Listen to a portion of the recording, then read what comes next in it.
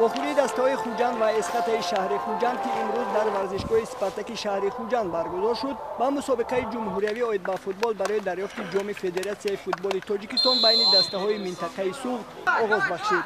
وخوری این دو دسته نامدار ولایت سوق جالب و تیزتون ادامه یافت با حساب 1-1 مساوی انجام یافت. یادآور می‌شویم که در این مسابقه که در یک دور جریان می‌گیرد 5 دسته ولایت سوق خوجند، اسقاط، گلستان، استرافشان و پرواز اشتراک نموده بین هم سبقت میکنند. طبق جدول تصدیق شده مسابقه بعد این دیدار دسته های گلستان شهر گلستان با خوجند و اسقاط شهر خوجند با استرافشان شهر استرافشان با خوری دایر مینمایند. مسابقه مذکور تا سنه 12 فوریه ادامه یافته دو دسته که مقام های یکم و دوم را صاحب میشوند و مرحله جمهوری این مسابقه که در پایتخت کشور شهر دوشنبه برگزار میشود اشتراک نموده ولایت سوق را معرفی مینمایند. یادآور میشویم که سال گذشته دسته های گلستان و استرافشان از منطقه سوق در مرحله جمهوری این مسابقه فوتبال برای دریافت جام فدراسیون فوتبال مملکت اشتراک نموده یگان مقام افتخاری را صاحب نشده بودند.